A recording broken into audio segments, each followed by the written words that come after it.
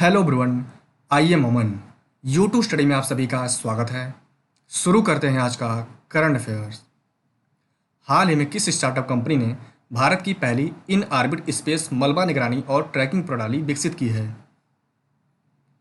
तो Digantara research and technology DRT Digantara startup द्वारा विकसित यह प्रणाली ग्लोबल रियल टाइम पृथ्वी निगरानी प्रदान करेगी। यह प्रणाली लैडर यानी लाइट डिटेक्शन एंड रेजिंग तकनीक पर काम करती है।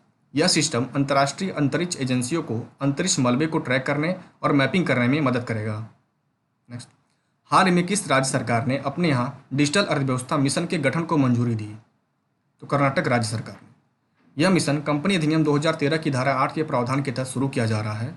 इस मिशन के तहत कर्नाटक सरकार कंपनियों के 49% शेयर और बाकी 51% शेयर उद्योगों और अन्य हितधारकों के पास होंगे।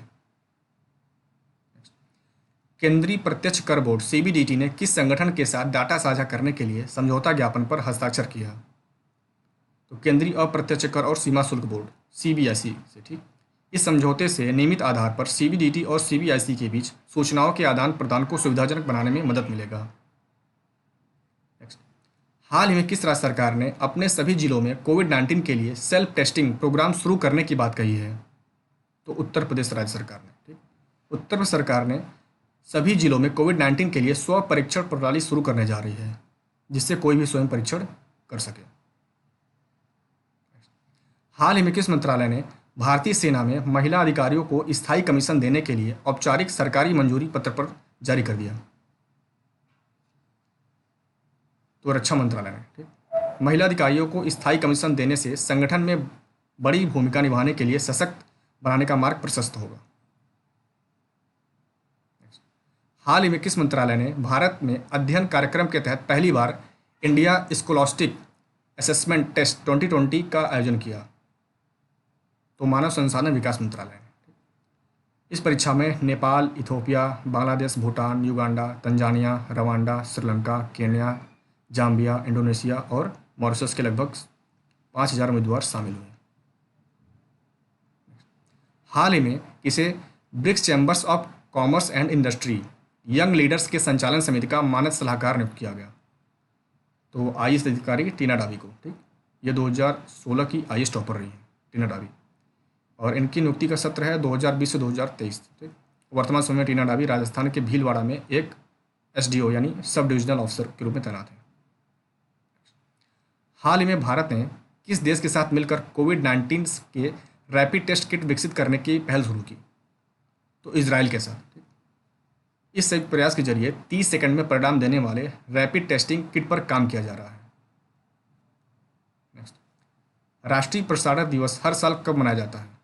तो 23 जुलाई को। ठीक, 23 जुलाई 1927 में देश में पहला रेडियो प्रसारण मुंबई से प्रसारित हुआ था। तभी से प्रत्येक वर्ष राष्ट्रीय प्रसारण दिवस 23 जुलाई को मनाया जाता है। हाल ही में किसके द्वारा कोरोना संदिग्ध रोगियों को ट्रैक करने के लिए स्मार्ट कलाई बैंड विकसित किया गया? तो अखिल भारतीय आयुर्विज्ञान संस्थान नागपुर के द्वारा। AIIMS Nagpur, IIT Jodhpur, IIT Nagpur के सहयोग से स्वदेशी रूप से कोविड-19 और संदिग्ध रोगियों को ट्रैक करने के लिए एक स्मार्ट रिस्ट बैंड विकसित किया गया। रिस्ट बैंड यानी वही कलाई बैंड। ठीक, हाल ही में किस राज्य सरकार ने कोविड-19 प्रोटोकॉल का उल्लंघन करने पर 2 साल तक का जेल का प्रावधान किया है? तो झारखंड राज्य सरकार ने। झारखंड राज्य मंत्रिमंडल ने झारखंड संक्रामक रोग अध्यादेश 2020 को मंजूरी दे दी है, जिसके तहत कोविड-19 प्रोटोकॉल का उल्लंघन करने पर 2 साल तक का जेल और मास्क न पहनने पर 1 लाख रुपए तक का जुर्माना होगा। हाल ही में किस एजेंसी द्वारा शीतलन उत्सर्जन और नीति संश्लेषण पर रिपोर्ट जारी किया गया? तो संयुक्त राष्ट्र पर्यावरण कार्यक्रम और अंतर्राष्ट्रीय ऊर्जा एजेंसी के द्वारा यह रिपोर्ट जारी किया गया।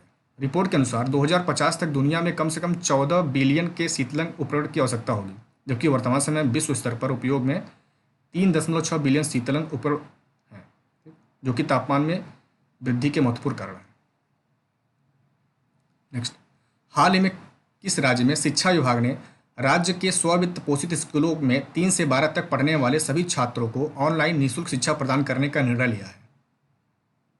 तो गुजरात सरकार। ठीक, यह शिक्षा गुजराती और अंग्रेजी दोनों माध्यमों में निःशुल्क प्रदान कराई जाएगी। यह फैसला तब लिया गया जब स्ववित्त पोषित स्कूलों ने फीस संबंधी चिंताओं को लेकर ऑनलाइन शिक्षाएं बंद कर